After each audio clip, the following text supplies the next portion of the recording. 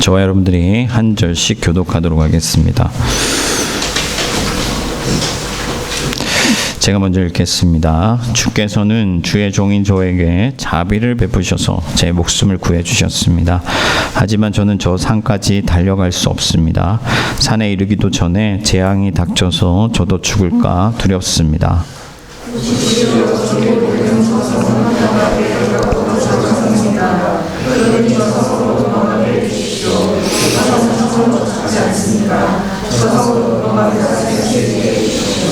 천사가 롯에게 말했습니다. 보십시오. 이 일에도 내가 당신의 부탁을 들어주겠소.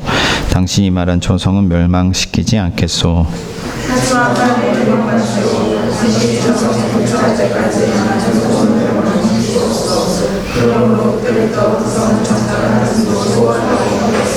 롯이 소알에 들어섰을 때는 이미 해가 떠올라 있었습니다. 여호와께서 소돔과 고모라의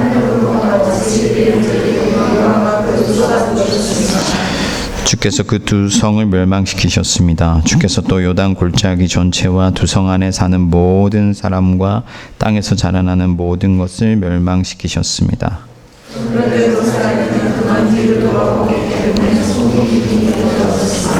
아멘.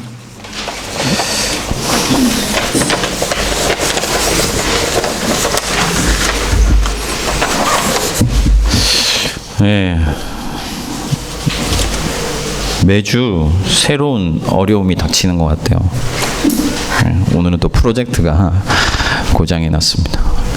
시험이 있을지라도 우리는 하나님을 예배하는 일을 멈출 수 없고 또 하나님은 영과 진리로 예배 받으시는 분이시기 때문에 어떠한 환경에서도 우리의 마음을 모아 중심을 다해 예배한다면 하나님이 기뻐 받으시는 예배가 되리라 생각하고 여러 가지 환경적인 문제들은 차츰 더 나아지리라 생각을 합니다. 기독교 신앙의 3대 핵심, 그러니까 우리가 확실히 믿어야 할 3가지 중요한 신앙의 포인트가 있는데 첫 번째가 뭐냐면 창조 신앙입니다.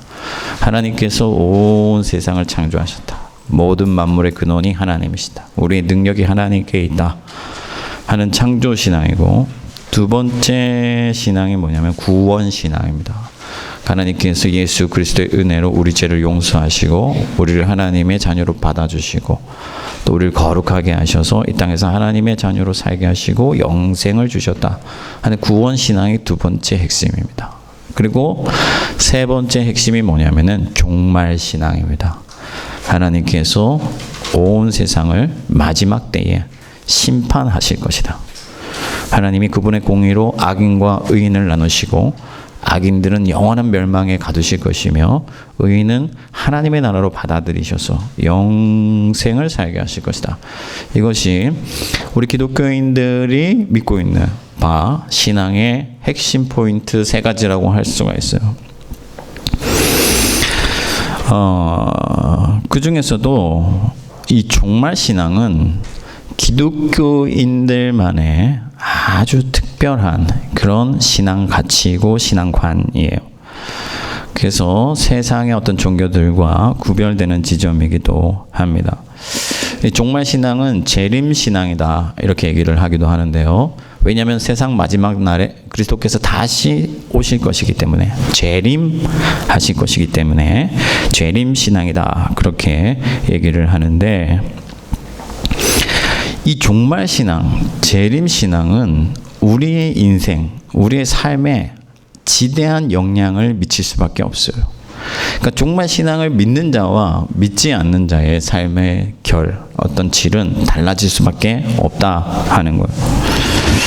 그런데 오늘날 현대 그리스도인들, 특별히 한국 교회에 아주 약화된 신앙이 있는데 그것이 무엇이냐면 바로 종말 신앙입니다. 창조 신앙, 구원 신앙에 대해서는 많은 얘기들을 하고 또 그것에 대해서 많이 가르쳐지고 또 믿는 사람들도 많은데 유독 종말 신앙에 대해서는 가르쳐지지도 않을 뿐더러 그것을 믿는 사람들도 없고 그 종말 신앙의 영향이 교회와 그리스도인들 사이에서 잘 나타나지 않는다 하는 거예요. 그러니까 간단하게 말하면 이런 거예요. 오늘 밤에 예수님께서 여러분들 곁에 오셔서 여러분들의 삶을 판단하시고 심판하신다면, 오늘 밤에 말이에요. 그럼 여러분들 삶이 어떠할까? 어떻게 될까 하는 거예요. 한국 교회가 만약에 하나님께서 다시 오셔서 온 세상을 심판하실 것이고 오늘 밤에라도 우리 주님께서 다시 오실 것이라고 하는 그런 종말 신앙을 확실히 가지고 있다면은 지금의 모습과 같을까? 그렇게 생각해 볼 때 한국 교회가 보여지는 모습은 이 종말 신앙이 약화되었다는 것을 너무나도 분명하게 보여준다 하는 거예요. 이 초대 교회의 성도들이 편만하게 신앙을 이렇게 확대해서 온 어떤 로마 제국 곳곳에 교회들이 생겨났는데, 그럼에도 불구하고 초대 교회가 교회 건물을 지은 것은 3세기가 지나서의 일이에요. 그러니까 아주 오랫동안 교회 건물을 갖지 않았다 하는 겁니다. 왜 그랬을까요? 어떤 연유에서 건물을 짓지 않았을까요? 성도들이 그렇게 많은데. 왜냐하면 예수님이 곧 오실 것을 믿었다 하는 거예요. 예수님 뭐 내일이라도 오실 텐데, 우리를 영접하러 오실 텐데 우리가 굳이 그런 것들을 갖춰야 하겠느냐 하고 아주 단순한 삶을 살았다 하는 거예요. 그래서 초대교회의 그리스도인들을 외부인들이 지칭할 때 뭐라고 부르냐면, 우리 뭐 예수쟁이다 뭐 이런 얘기를 하죠, 그죠? 그런 것처럼 뭐라고 부르냐면 파로이코스다, 헬라어로 파로이코스다 이렇게 불렀어요. 이게 무슨 의미냐면 나그네다. 나그네. 저 사람들은 이 땅에서 영 살 것처럼 사는 사람들이 아니고, 이 땅에 터전을 잡고 이 땅에서 막 그냥 모든 것을 승부하려는 그런 사람들이 아니라 잠시 이 땅에 사는 사람들이다. 나그네 같은 사람들이다 라고 해서 파로이코스다 이렇게 불렀어요. 무슨 말일까요? 주님이 다시 오실 것이니까, 우리가 주님의 나라에 갈 것이니까 이 땅에서는 나그네 같은 삶을 살았다 하는 거예요. 초대교회 그리스도인들이.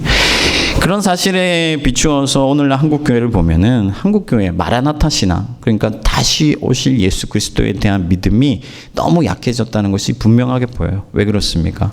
교회가 이제는 너무 많은 것을 가지게 됐죠. 너무 많은 것을 쌓았고 너무 많은 것을 소유하고 거추장스러워진 거예요. 토마스 아퀴나스가 이런 말을 했는데, 내게 은과 금은 없으나 내게 있는 것으로 내게 주는 예수의 이름으로 일어서라, 이런 말을 했잖아요. 베드로가 그런 말씀을 했는데, 토마스 아퀴나스가 어느 날 교회에는 은과 금은 넘치지만 예수의 이름은 없다, 그런 얘기를 했어요. 그러니까 한국 교회가 중세 교회 시대의 얘기인데도 한국 교회에 너무 적실한 얘기다. 한국 교회가 너무 많은 것을 가지고 너무 많은 것을 갖추고 너무 많은 어떤 시스템과 프로그램들과 넘쳐나는 어떤 그런 재화들을 가지고 있는데 예수에 대한 능력이 없다. 왜? 다시 오실 예수 그리스도에 대한 기대가 없기 때문에. 주님께서 다시 오셔서 우리의 영을 영접해 주시고 영원한 하나님의 나라에 들이실 것이라는 그 믿음이 없기 때문에 목사들조차도 자기의 이름을 내고 교회 건물을 크게 짓고 교세를 확장하는 데 열을 내지 주님이 다시 오실 날을 기다리지 않는다. 오늘 우리가 소돔과 고모라의 멸망에 관한 본문 말씀을 읽었는데, 유다서에 보면은 소돔과 고모라는 심판의 거울이다 이런 얘기를 해요. 그래서 제가 오늘 설교 제목을 미리 맛본다 이렇게 했는데 일맥상통하는 얘기입니다. 심판의 거울이라 하는 말씀이 어떤 의미냐면은, 거울은 어떤 역할을 합니까? 매무새를 바로 잡는, 저도 조금 전에 화장실 가서 이렇게 넥타이도 바로 하고 이렇게 하고 왔는데, 그러니까 보고 매무새를 바로 잡는 그런 역할을 하잖아요. 그러니까 심판의 거울이다 하는 말은 뭐냐면은, 우리가 우리가 당하게 될 그 심판을 이 소돔과 고모라가 보여줌으로써 오늘 우리가 어떻게 살아야 할지를 비춰주는 그런 역할을 한다 하는 거예요. 소돔과 고모라가. 그러니까 이 소돔성의 멸망은 하나님께서 최종적으로 마지막에 심판하실 것에 대한 거울로서 우리가 그 심판을 내다보는 역할을 하게 해주고, 그래서 우리가 오늘 어떻게 살아야 할지를 결정짓도록 만들어준다 하는 거예요. 그래서 오늘 저의 설교의 가장 중요한 목표는 뭐냐면은 이 거울을 확실하게 비춰주는 거예요. 확실하게 이 거울을 비춰줌으로써 여러분들이 장차 다가올 심판에 대비하게 해주는 것입니다. 오늘 설교를 듣고 저와 여러분들이 종말 신앙을 더욱 견고히 하고 종말 신앙에 대한 바른 자세를 견지하게 되기를 바랍니다. 그러면 우리가 어떤 자세를 취해야 할 것인가? 이 소돔과 고모라의 심판을 보고 첫 번째로 이 세상이 하나님의 심판의 대상임을 기억해야 된다는 거예요. 그것을 인정해야 된다는 거예요. 여러분, 소돔 땅은요, 아브라함의 조카 롯이 바라볼 때 너무나 좋은 땅이었어요. 비옥한 땅이요.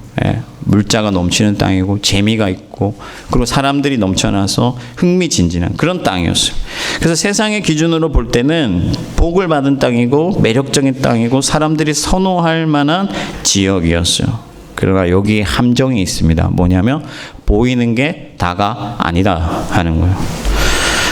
그 소돔성의 이면에 하나님이 싫어하는 죄악이 너무나도 가득했다 하는 거예요.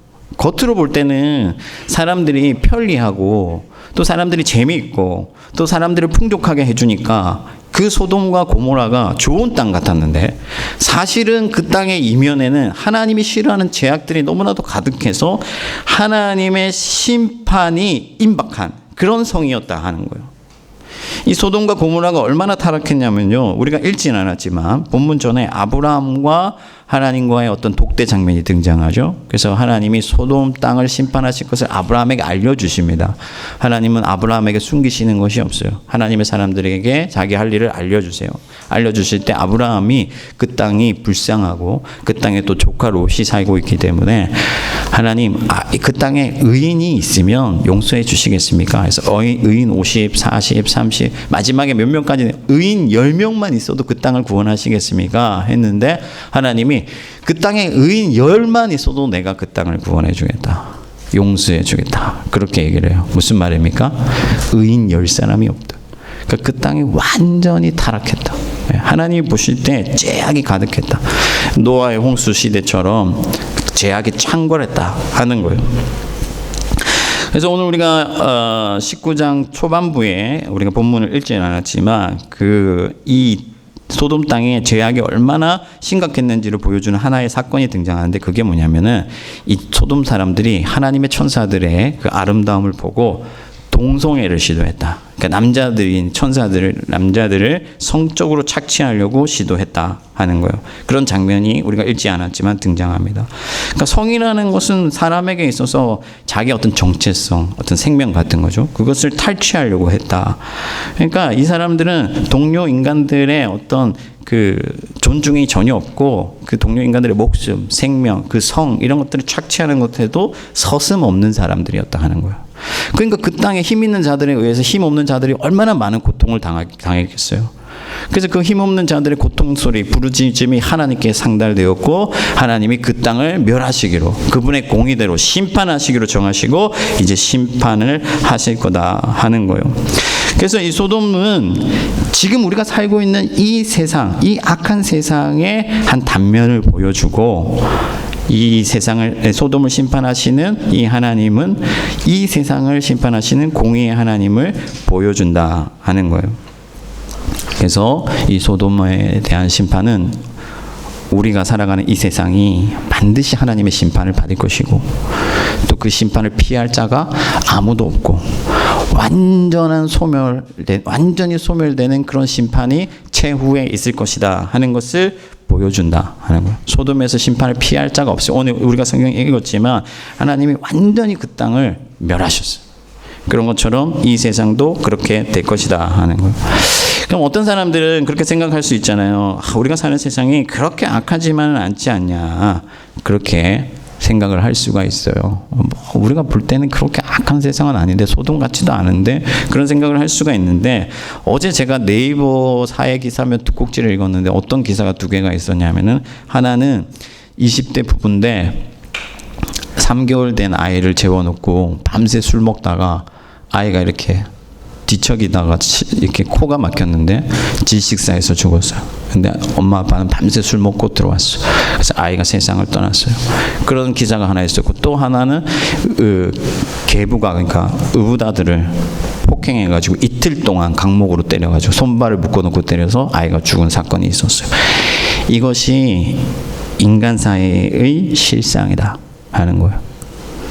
너무나 하나님이 보실 때는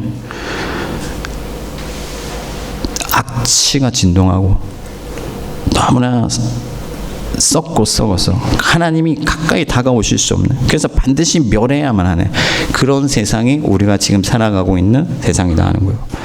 그럼 어떤 사람들은 그런 것은 일부에 지나지 않지 않느냐 그렇게 얘기를 할 수가 있는데, 하나님께서 도덕이나 윤리나 또 교육이나 이런 것들을 통해서, 그러니까 이것을 우리가 일반 은총이다 이렇게 얘기를 하는데, 하나님의 성령의 은혜로 일반적 은총으로 인간의 죄악을 억제해 주시지 않는다면, 그것을 컨트롤해 주시지 않는다면 모든 사람들이 동일한 본질로서 그런 죄악의 씨를 가지고 있다는 거예요. 누구나 살인자예요. 누구나 폭력을 좋아해요. 누구나 이기적이에요. 그래서 하나님께서 일반 은총을 통해서 이 사회를 컨트롤해 주지 않는다면 그 악은 폭주할 수밖에 없고 소돔과 고모라와 같은 실상이 될 수밖에 없다는 거예요. 그러나 하나님께서 우리를 구원해 주시기 위하여서 일반적인 은총을 통해서 이 세상을 조율하고 계시죠. 분명한 사실은 뭐냐면은 하나님께서 이 악한 세상을 반드시 심판하실 것이고 그날에는 이 심판을 피할 자가 아무도 없을 것이다. 여러분들 이 사실을 굳게 믿으시길 바라요. 그래서 시편은 악인이 잘 되는 것을 부러워하지 말아라. 악인이 잘 형통하는 것을 시기하지 말아라. 그렇게 얘기를 해요. 왜? 마지막 때에는 반드시 하나님의 심판이 그에게 있을 것이기 때문이다 하는 거예요. 악인들이 잘 되거든요. 형통하거든요. 세상에서 부와 권력을 누리는 거예요. 그러니까 나도 그 길을 따라가도 괜찮을 것 같은 거예요. 그래서 그 뒤를 쫓다 보면은 그들과 같이 멸망할 거다 하는 얘기예요. 여러분, 우리가 이 지점에서 받을 수 있는 교훈이 뭡니까? 우리 인간들은 너무나도 쉽게 육체의 이끌림을 받아서 보기에 좋은 것을 취한다 하는 거예요.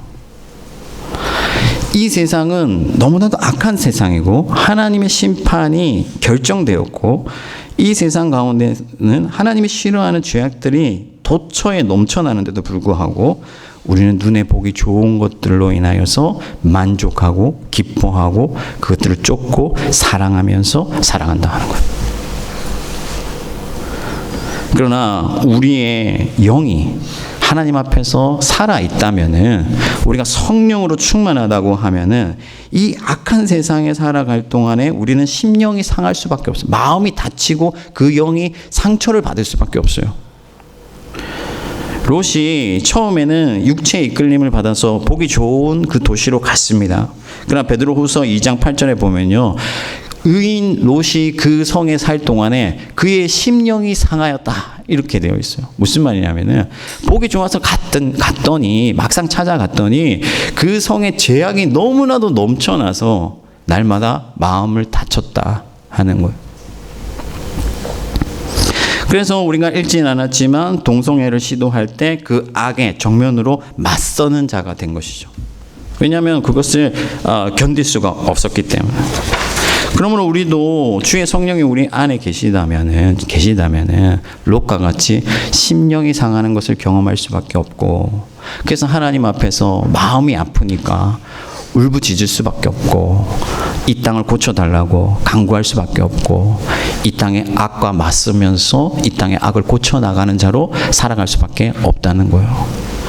그런데 만약 우리가 그런 삶을 살고 있지 않고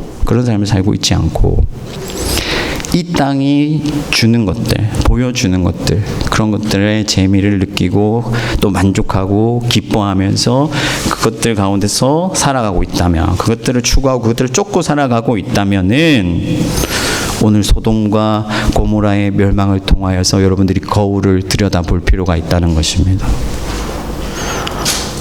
하나님은 이 땅을 심판하실 것이기 때문에 이 땅은 이미 멸망의 길로 확정되었고 우리는 이 땅에 잠시 살아갈 뿐이고 이 땅을 고치는 자로, 이 땅의 악과 맞서는 자로 살아갈 뿐이다 하는 거예요. 여러분들 불편한 진실이라는 말 들어봤죠, 그죠? 불편한 진실. 미국의 어떤 부통령이 이제 그 기후 환경 문제를 불편한 진실이다. 그러니까 진실인데 마주하기에는 뭔가 불편해. 그래서 사람들이 덮어두고 살아가는 그런 것들에 관해서 얘기를 하는 건데, 마찬가지예요. 우리 그리스도인들은 악을 마주하면요 불편할 수밖에 없죠. 마음의 상처를 입을 수밖에 없죠. 그래서 그것을 모른 척하고 살아가는 경우들이 많습니다. 그러나 하나님께서는 그것을 원하지 않으세요. 오히려 우리가 심령이 상하기를 원하세요. 그래서 그 아픈 마음으로 하나님 앞에서 애통하기를 원하세요. 여러분, 오늘도 이 세계 곳곳에서 전쟁과 기근으로 아이들이 고통당하고 죽어가고 있고, 여성들의 성이 착취당하고, 또 한국 사회만 하더라도 여러분 아동폭력이나 학대 이런 것들이 끊이지 않고, 가난하여서 자살하는 그런 일들도 비일비재한 그런 세상 속에서 우리가 살아가고 있는데, 이것을 불편하다고 해서 우리가 외면하고 또 그것을 피해서 살아가면서 그냥 그 땅이 주는 어떤 재미들에 만족하고 살아간다면 우리가 소돔과 함께 멸망할 수밖에 없다는 거예요. 비극적인 그런 뉴스들을 볼 때마다 하나님 앞에 기도하거든요. 제가 세월호 사건 때는요, 한 3개월을 매일 진짜 눈물로 기도했어요. 이 땅의 제약을 보십시오, 하나님. 돈 몇 푼 때문에 아이들이, 죄 없는 아이들이 바닷속에, 차가운 바닷속에서 목숨을 잃었습니다. 하나님, 이 땅을 불쌍히 여겨주십시오. 하나님의 공의가 서게 해주십시오. 하나님의 나라가 오게 해주십시오. 매일 울며 기도하는 거예요. 여러분, 그러면 세월호 사건이 끝난 이후에 이 땅이 고쳐졌느냐? 아니에요. 아직도 그런 악들이 도처에 넘쳐나는 거예요. 그러므로 우리가 그것을 불편하다고 해서 피해 살 것이 아니고, 이 세상은 이미 하나님의 심판이 확정되었기 때문에 세상에 만족하고 세상에 기뻐하고 세상에 매료되어 살기보다는 이 땅의 죄악과 마주하면서 애통하는 마음으로, 상한 심령으로 하나님께 이 땅을 고쳐달라고 기도하고 이 땅을 치유하는 자로 살아가야 될 줄 믿습니다. 두 번째 우리의 자세는 뭐냐면요, 하나님의 말씀에 민감하게 반응해야 된다 하는 거예요. 오늘 말씀을 보니까 하나님이 아브라함에게 약속하신 대로 롯의 집안에 구원의 소식이 임했어요. 그죠? 롯을 구원해 주겠다고 천사들이 찾아와서 얘기를 했습니다. 그래서 하나님의 심판은 이중적이에요. 그러니까 이중적인 의미가 있는데, 하나님께 택함받지 못한 사람들에게는 멸망의 소식이지만 하나님께 택함받은 자들에게는 구원의 소식인 거예요. 그러니까 이중적인 측면이 있는 것이죠. 그래서 롯에게는 이 천사들이 찾아와서 구원의 소식을 전파했습니다. 하나님이 당신을 구원하시기로 하셨고, 당신은 이제 이 성을 떠나십시오. 하나님이 당신을 이 심판에서 면제해 주었습니다. 이것이 우리가 장차 당할 일이에요. 하나님이 최종 심판을 행하실 때에 의인들을 부르시고, 너희는 나의 이 엄중한 심판에서 제외되었다. 너희는 살지어다 하고 우리를 분리해서 하나님의 나라로 영접해 주실 거란 말이에요. 여러분, 그 순간이 얼마나 감격적인 순간이겠습니까? 우리가 이제 독일하고 여기 가깝잖아요. 러시아도 전쟁을 많이 겪었지만 어떤 사람들이, 포로들이 모여서 총살을 당하는데 어떤 사람이 찾아와서 당신은 살았습니다. 당신은 이제 자유입니다. 하고 불러준다면은 그것이 얼마나 큰 기쁨이고 큰 구원의 소식이 되겠어요. 마찬가지죠. 롯에게도 그런 소식이 전해졌습니다. 그랬을 때 롯의 반응은 무엇이었냐면은 자기가 사랑하는 자들, 자기가 아끼는 자들에게 그 구원의 소식을 전하는 것이었어요. 이것이 구원의 소식을 받은 자의 마땅한 자세입니다. 그런데 이 롯의 사위들이 그 소식을 듣고 어떻게 했냐면 롯의 말을 농담으로 여겼더라. 조크로 받았다 하는 거예요. 이런 얘기가 전에도 있었습니다. 언제 있었습니까? 노아 시대에. 노아를 통해서 하나님이 120년 동안 사람들에게 선포하셨지만 사람들은 노아의 말을 우습게 여기고 노아를 멸시하고 조롱했습니다. 소돔의 사람들도 마찬가지였습니다.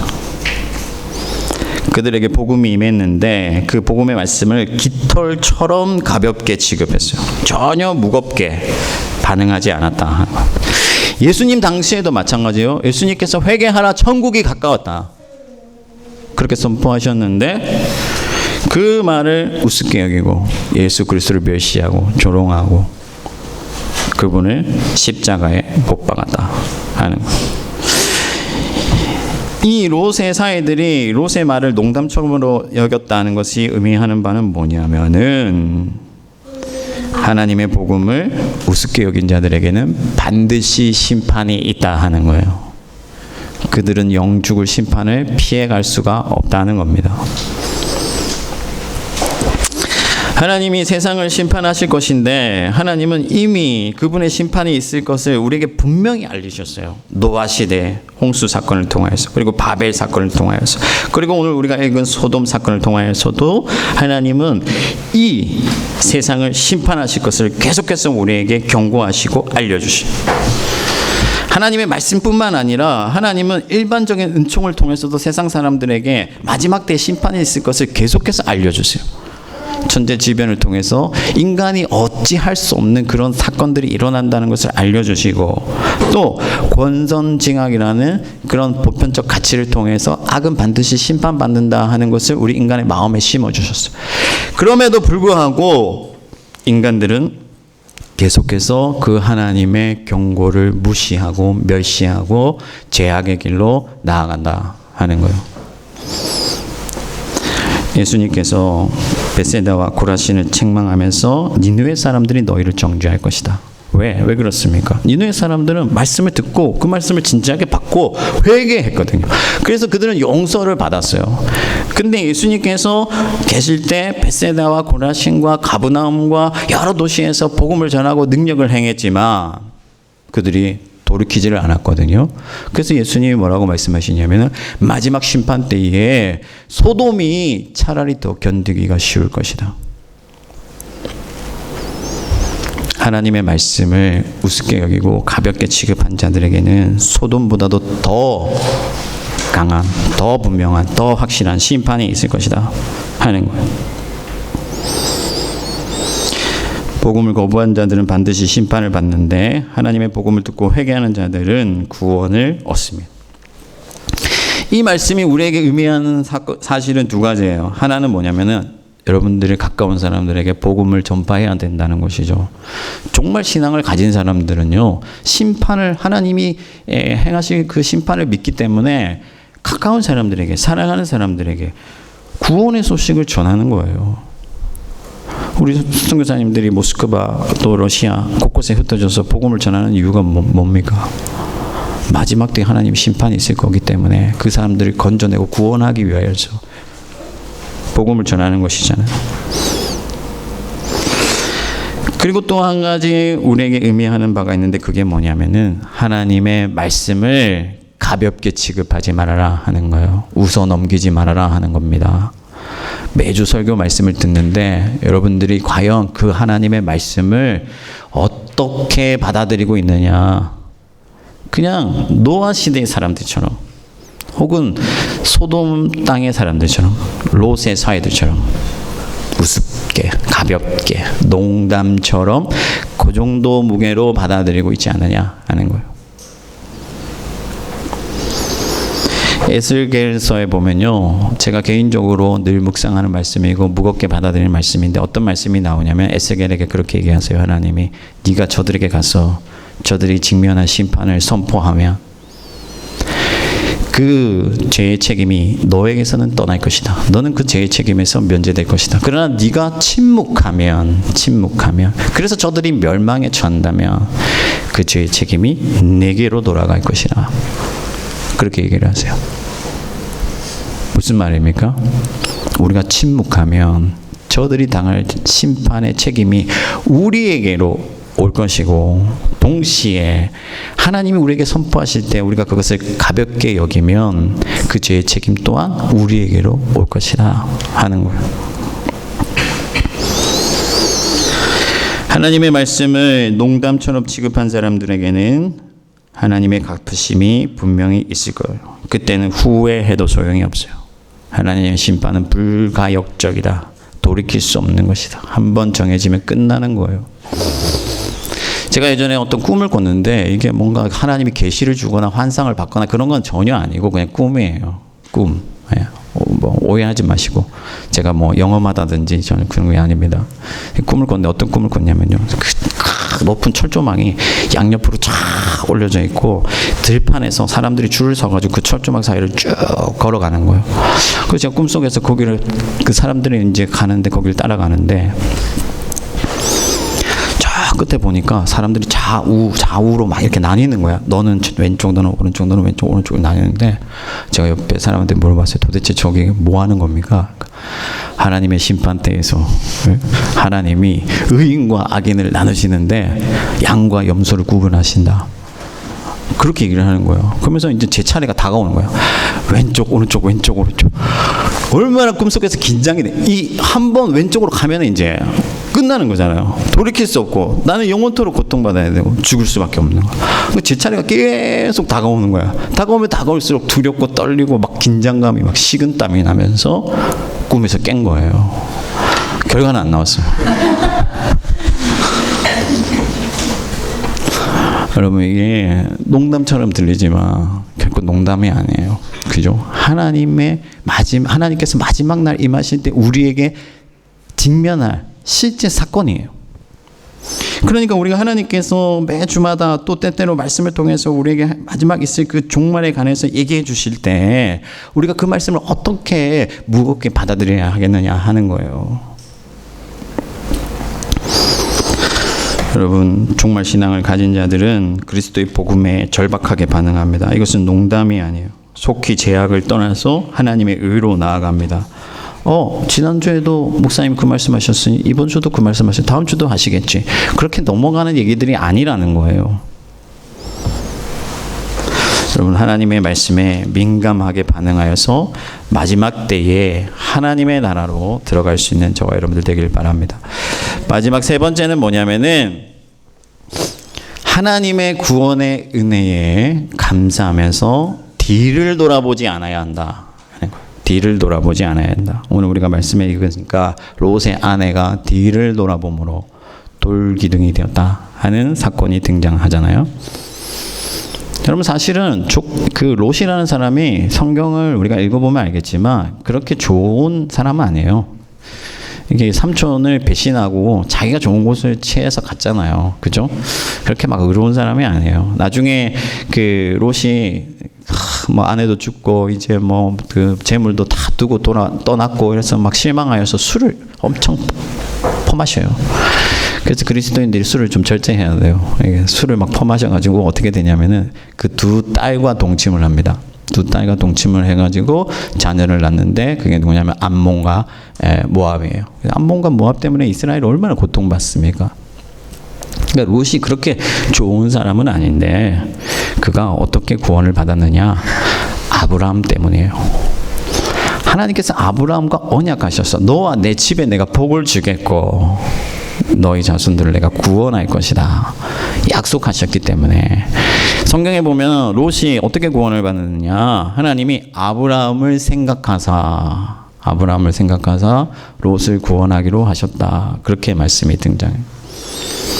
우리도 마찬가지죠. 우리의 의가 있어서 우리가 나음이 있어서 우리의 어떤 행위가 잘나서 구원받는 게 아니에요.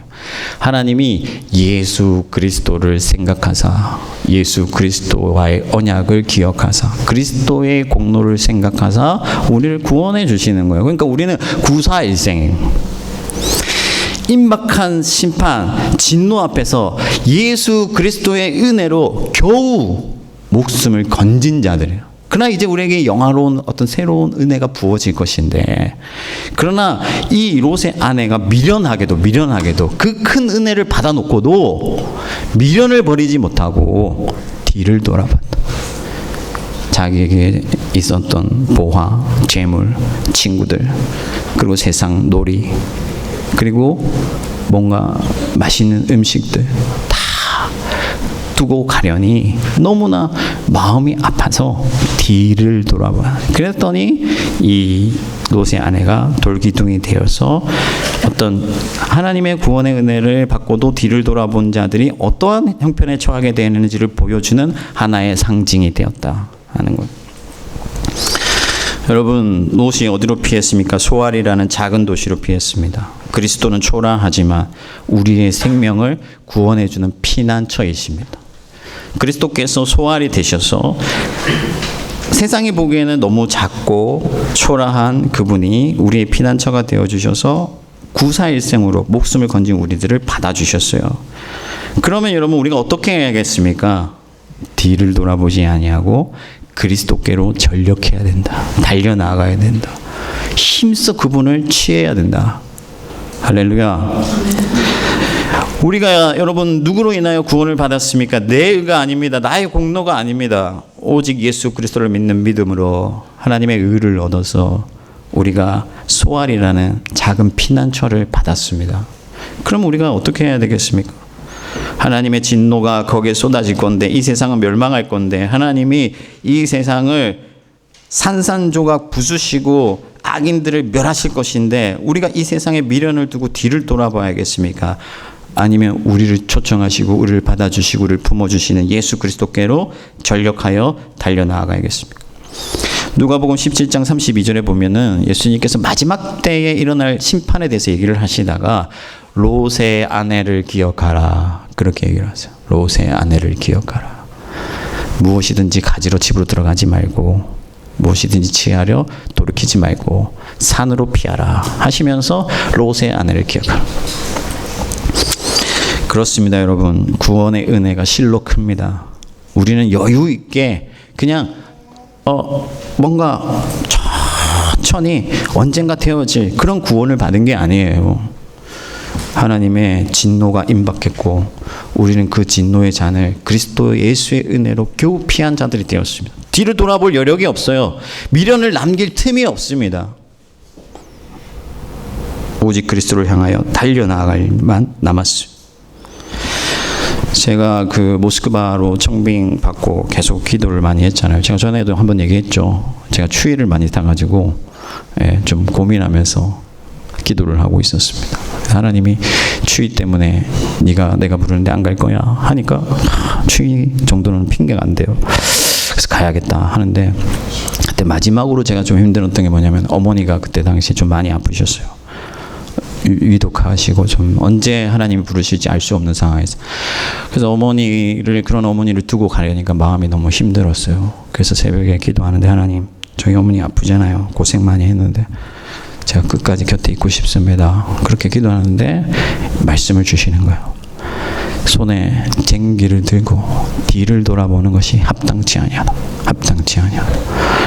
그 말씀을 받을 때 제가 주님 부르시면 어떤 틈도 주지 아니하고 어떤 여유도 부리지 아니하고 전심으로 주님께 달려가겠습니다. 제가 그렇게 결심했어요. 그리고 제가 이 자리에 서게 된 거예요. 저는 앞으로도 살아가는 날 동안에 주께서 그 큰 심판 가운데서 그분의 은혜로, 그분의 자비로 우리를 구원하셨다는 그 사실을 굳건히 믿고 주님을 향해 전력할 생각입니다. 저뿐 아니라 우리 모스크바 모든 깊은 교회 공동체 모든 식구들이 그 하나님의 은혜에 감격하여서 예수 그리스도를 향하여 전력할 수 있기를 진심으로 바랍니다. 말씀을 정리하겠습니다. 여러분, 우리는 종말을 믿는 자들이에요. 세상 사람들과 같지 않습니다. 세상 사람들은 이 땅에서 승부를 내려야 해요. 여기가 종착지예요. 그래서 여기서 잘 먹고 여기서 잘 살고 여기서 잘 되려고 합니다. 그러나 우리는 다음 생에 있고 하나님의 심판을 믿는 사람들이에요. 그들과는 삶의 질과 결이 다를 수밖에 없어요.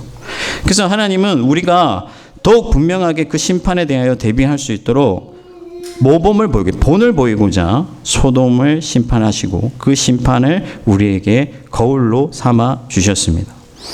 그럼 우리가 소돔과 고모라를 멸하신 그 심판을 통해서 그 심판을 미리 맛봄으로써 어떤 자세를 취해야 되느냐, 오늘 제가 말씀드린 대로 이 세상이 하나님의 심판의 대상이라는 것을 기억해야 한다. 그래서 이 세상에 있는 제약들을 마주하고 그 제약들을 통해서 하나님의 나라, 하나님의 의를 구하고 또 그 악을 고쳐가는 그런 삶을 살아야 돼요. 또 하나님의 심판의 말씀을 무겁게 받아서 그 말씀을 세상 사람들에게 전파하고 또 나 자신도 하나님의 말씀에 비추어서 하나님의 때를 준비하는 자로 살아야 되고, 마지막으로 그 구원의 은혜에 감격하면서 뒤를 돌아보지 아니고 미련을 두지 아니하고 그리스도께 전심하고 모든 전력을 쏟아서 적당히 한 발짝 거치고, 그렇게 은혜를 주신 지금이 은혜 받을 만한 때라고 하셨음에도 불구하고 적당히 세상과 교회에서 다리를 걸치면서 사는 것이 아니라 주님의 은혜 현장으로 적극적으로 달려나가서 주님의 은혜를 취하고, 그래서 그리스도의 나라의 용사로 일어서는 저와 여러분들이 되기를 주님의 이름으로 축원합니다. 우리 함께